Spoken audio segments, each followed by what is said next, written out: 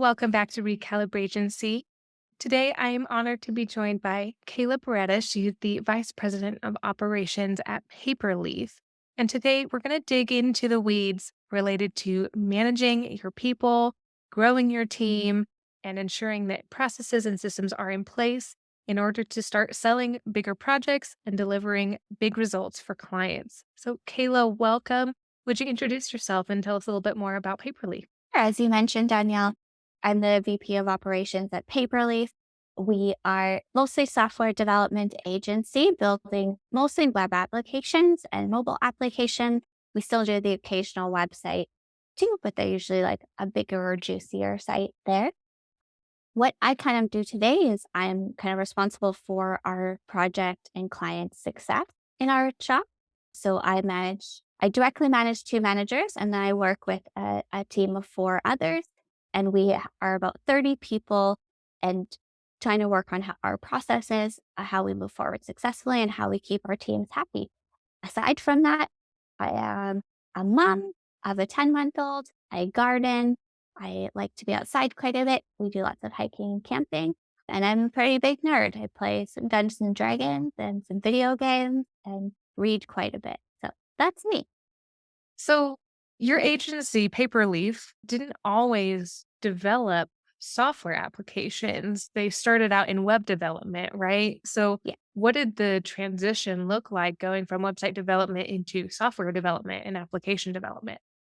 Actually, when we started, we were a design agency. So that is even a bigger shift. But I think a lot of people that are in that like 10 plus years old of agencies have that where it's like, we started doing this thing and as times changed and as technology changed, we changed too. When I started at Paperleaf, we were primarily a website development company. And I would say like smaller to medium sized sites too. And we just started noticing that like this space, this small to medium website space isn't going to exist forever. It's definitely a space that like Squarespace and Shopify and all these things have effectively taken over in lots of ways. So we landed our first software project, I would say mostly by accident and kind of figured like, wow, we can do this and we can be good at it and have kind of grown from there. So like I said before, the majority of our sites or our projects today are web applications. And it was a big journey. So like a lot of that is like, you don't really know what you don't know. I think people end up in agency because they're a little bit optimistic and they're like, we'll figure it out. I think like today we're still even learning because our projects are more complicated than they've ever been today. So there's things like adjusting skill sets. What people did we not have that we need today or we needed then? And even process changes. So there was a point where it was like, every project we did, we were changing the process because we were trying to iterate on it, which is hard for the team too. Like we're trying to figure out how things work, how things get better. And like I mentioned, I feel like we still iterate on that today as our projects change and grow and we grow too. How did your team go about adjusting skill sets and hiring for the right seat to make that change? Yeah. I would love to say that it was like perfectly planned, but I think a lot of it was like falling into it in some ways. I'm sure people would relate. So we would start with there would be a hole or a gap, and we'd be like, okay, how do we resolve this? So that might be like us reading a book or taking a course and then trying to figure that out and trying a new method or a new workshop. User testing was like a big thing for us with that. So we did our first user tests in around like 2019. And now we do user tests on every project. Sometimes we're testing on multiple times for a project. Like last year alone, I looked it up. So in 2021, our shop did like 152 interviews or moderated testing. Plus, we did like numerous unmoderated testing and workshops and stuff like that. So users are way more of a process today than they were before. And that started with us just being like, we should be testing with users. Like users should be in the product. We should be doing research with them. And just being like, we're going to do it on this project. How do we do that? And like that panic moment of like, what are we actually doing here and trying to figure that out. Yeah. Hashtag agency life. Yeah. And then like you learn as you go. So we did like the Nielsen Norman Group has a ton of great courses that we did some of those. We went to like a lot of community events or webinars or sessions and that, read a lot, and just like asked people too. We're like, hey, we're trying to do this. What do you do for this? And we're really fortunate that like a lot of our team is involved in the community. So they have those people to ask and kind of can move that forward. And now today, like I don't know if anyone's an expert in what they do, but I feel like we're very good at user testing and like we're very good at involving our clients and research and the users of the product and figuring out how we make that best for the user journey. Now, agencies are also built of people, right? The people Yeah. make the place, the people are implementing.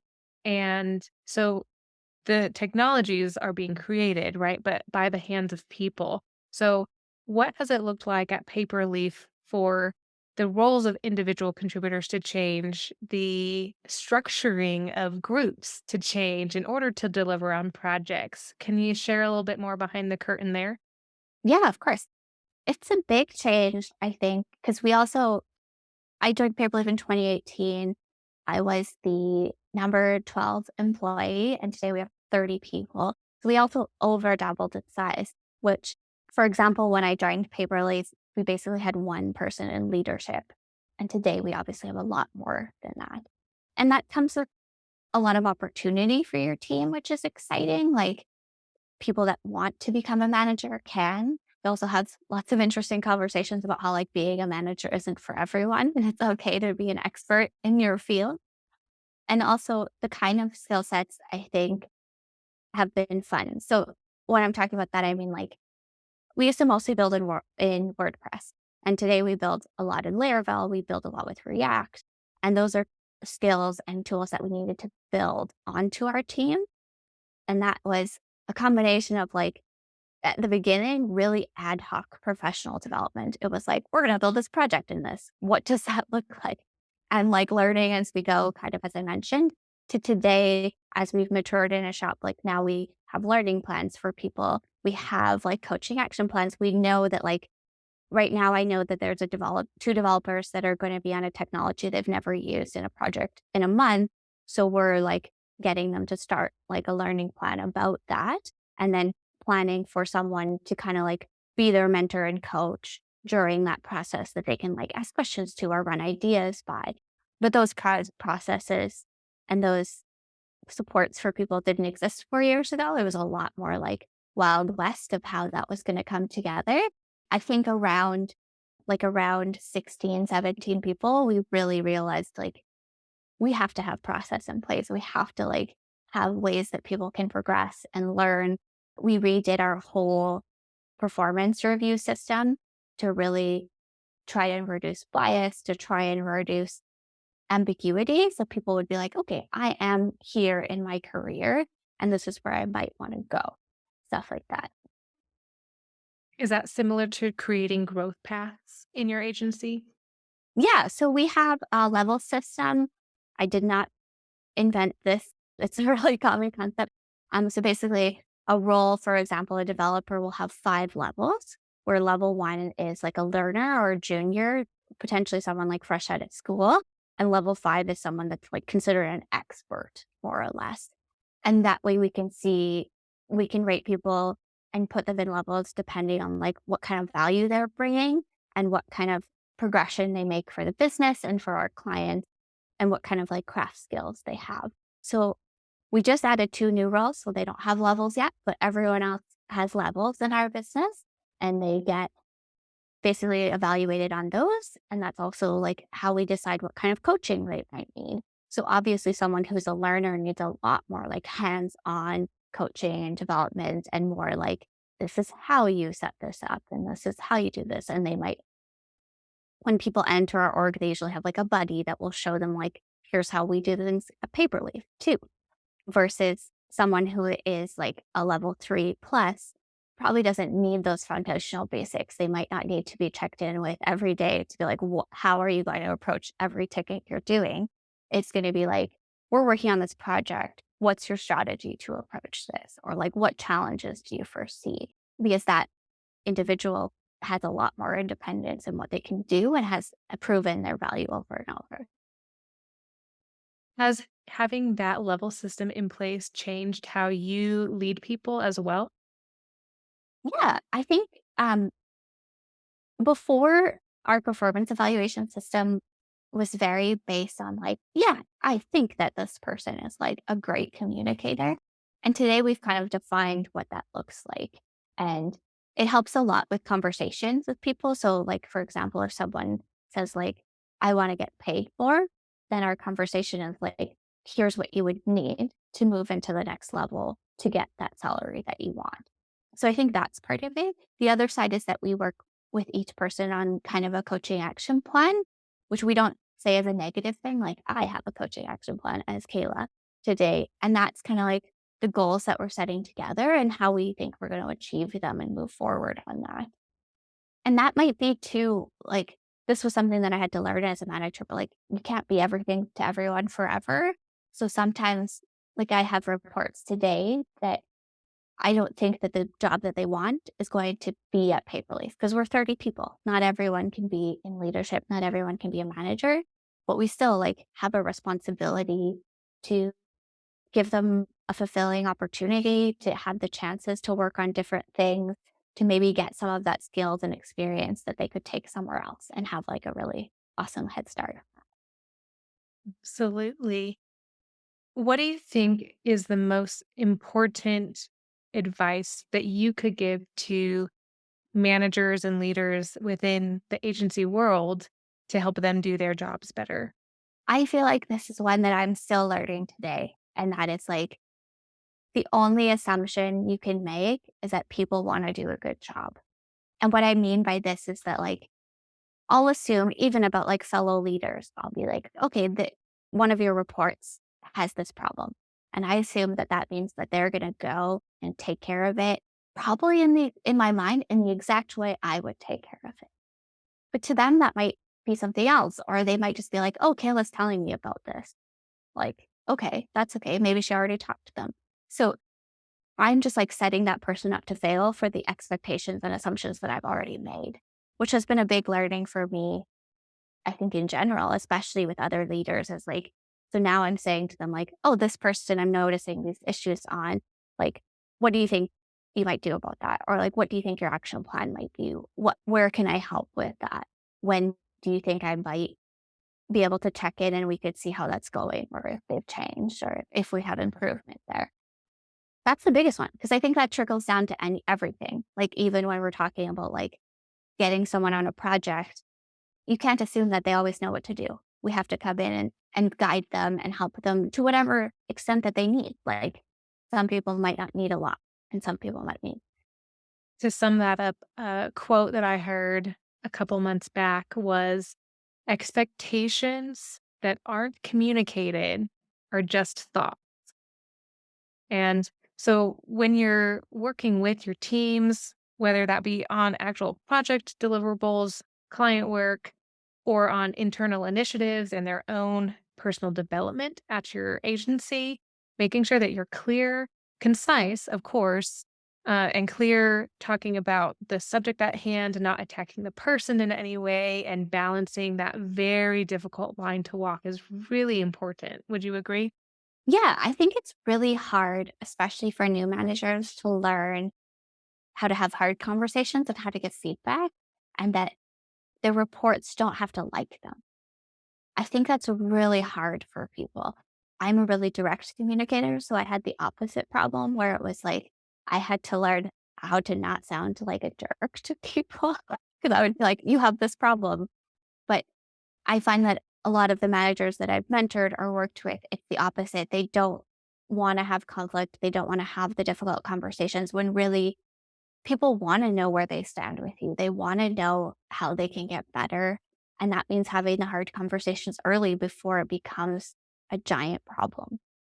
And being willing to set definitions for what expectations are, to your point earlier of, okay, here's what you need in order to get to this role. Here's what level you're at and what that looks like, and how we're approaching managing you and what your expectations are in terms of value contribution. And defining that is hard and scary for a lot of agencies too, because everything is not everything, a lot of things are very ad hoc and developed in the moment that they're needed to fill gaps, as opposed to intentionally created before they're a problem. Something that I feel like we've done pretty well at is Paperleaf, like around, and I think part of that is, but because we're part of networks like the Bureau of Digital, where you like get to hear from other people about their successes and failures.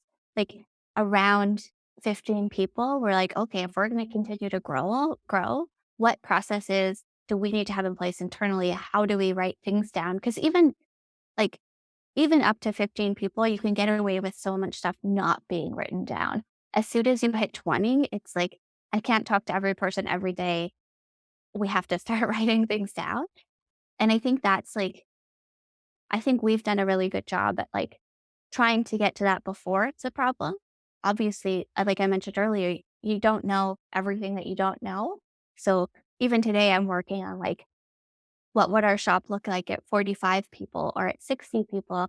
And I know that I'll never actually get to those plans as I've made them today. Because I'm like, by the time we get to 45 people, we're going to have learned such different things that this will seem ridiculous what I've made today. But you're still thinking about it, which means you can iterate off of it as well. And Totally. so by the time you get to that point, you can already be at iteration 2 or 3 or 4 instead of trying to scramble and get something together. Yeah. And I think that that's like a hard part of leadership is like being in the moment versus kind of like trying to predict the future or seeing the future. It feels good and satisfying to solve the problems that your team has today, but they don't always set you up for success. And that is like today I manage managers, and learning about that and like giving up control of managing direct reports is a different skill because my outputs and accomplishments today are always indirect or they're future thinking. If I get involved in a project, something has seriously gone wrong. And it's like, I shouldn't be there. And everyone knows that. That is a major rewind moment. Go back and listen to that last minute because that's so important. Would you say that you and Paperleaf would have been able to get to selling six-figure development projects without processes and systems? Or are those processes and standardization what kind of paved the path towards being able to position your agency that way? I think that it's a balance. Like I for sure think there are agencies out there that sell six-figure project products. I'm not sure that their quality of life is as good as ours is today. Like, I think anyone can do anything. Sometimes it'll be really painful, but I do think that like having process and standardization is important. It helps you grow. It helps you move forward. It helps make it so that different people in your shop can work on the same product, or someone today and someone in 2 years could work on the same product, right? And that is important when you have longer term projects because you never know when someone's going to leave or if you need to grow that team or what that team's going to look like in a year from now. But you also, I think some agencies make the mistake of making process really rigid. And if it's too rigid, then you're not going to be able to change and grow and learn new things. And we're in tech every day, just learning new things.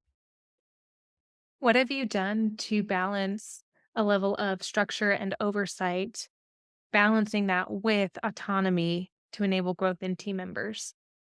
Yeah. I think a big part of that, like I talked about our level system too, is like the right amount of autonomy. So we know that like I brought up earlier, someone who is quite junior shouldn't be given a giant project and like, you're the lead on this. They're gonna need a lot of support. They're gonna need that like mentorship and buddy system versus someone who is a higher level is someone that I'm going to like make sure that they know that their support, make sure that some of their decisions, at least especially the strategic ones, are sound, but I'm not going to manage their day to day. And that invites room for them to experiment in that too, right? And our departments today also have meetings where they're talking about how they can grow and improve. So our developers do like a dev roundtable our project managers meet on a monthly basis and they're talking about like, this is our craft and this is our practice. And like, how does that get better? And how do we continue to forward that? Or someone might say, like, I tried this thing. It totally worked, or it was a failure. And I'm telling you about it because I don't want you to try it. So stuff like that where we can get better together from that. I think in terms of like oversight, we want to focus on like how we deliver value to our clients and make sure that the team has come together with a plan that delivers value. Our management team is definitely like pretty involved in the discovery process, and then they'll be involved moving forward in the project, kind of depending on the independence and levels that exist in that team and what kind of support people might need. But I think it's really important to identify that like different people need different amounts of support and different kinds of support. How much time do you give to a junior level employee that you're investing resources into, that you're coaching, that you're training? How much time do you give them if they still seem to be struggling to fit into the role that they're supposed to be filling? Well, that's tough. So I typically say someone out of school is going to take a year to be like an independent contributor. But there is, you still want to see growth and progress. So most of the roles in our shop, I feel like it takes you 3 months. If you have experience, especially, it takes you 3 months to just figure out like what's going on here. So the majority of people, I expect them to be like contributing and delivering in 3 months. The exception to that is that I think project managers and managers, just because there's so much more context about clients and people that they need to learn, takes them closer to 6 months. Sometimes they're close to three, but like 6 months is usually when you see a project manager like perform. With new people, yeah, like I mentioned, it's more like junior people. For me, it's more about, are they progressing? Are they learning? Are they showing up every day? Like, do they want it more or less? And are they starting to get it? So some junior, like I've had junior people show up out of school in 6 months, are like already contributing high level. I've seen people take 18 months too. It's the progress and them increasing their independence every day that it is really what matters with that. Like we've had junior people that their first day and in 6 months, you're like, nothing here has super changed. And that is an issue and a concern versus as long as it's changing and you're moving forward, then we can move forward together. To your point earlier, a lot of managers are really nice and they avoid conflict, but let's talk about the dreaded F word, firing people. Yeah. Learning how and when to fire team members is very difficult. It's nuanced. It's very context specific as well. What advice do you have to give? It's funny because we all pretend that it's really difficult and nuanced, and it is because you have someone and you're affecting their life. But I think most of the time, like most of the time, I feel like we know and we try to feel like we can be the hero and like rescue that person and rescue the problem. But there's a lot of early indication if someone is just not a good fit for your business or a good fit for the role that they're in. And we play the card of like, we're gonna save this person. And the more time and energy that you're putting into someone who either they might be great at their job but isn't a good fit for your business, or someone who isn't a good fit for the role that they're in, is time that you could have spent making your good employees great or making someone that is a good fit but maybe doesn't have the experience good at their role. I think everyone does this because we always want to believe that the person that we hired is the right one. But everyone's going to make mistakes. Every once in a while, you're going to hire the wrong person and you have to figure out how you're going to deal with that. And there are people that we've let go at Paperleaf that are great people, super successful in the roles they're in today. And I think it might have been really painful, but we can both look at that and be like, this was the right choice at the time. Absolutely. One of the agencies I worked at, there were several employee situations that were difficult, but one sticks out in my mind. And it took a long time for them to be fired. And the relief that was felt across the team the day that it was announced. was indescribable because there Yeah. had been so much hand holding and so much workload that had been tossed onto other people in addition to the hand holding. And in that moment, everyone else felt like they could move on and actually grow themselves and be better themselves and create new and better things together with people that were functioning really well in their roles. Yeah. And like, I think that's a really important point. Like the team often knows and feels it before you do as a manager. They're trying really hard because like everyone that I've ever worked with at Paperless is like a solid, awesome human being. Like, just like we hire great humans and you like them. You like all of them.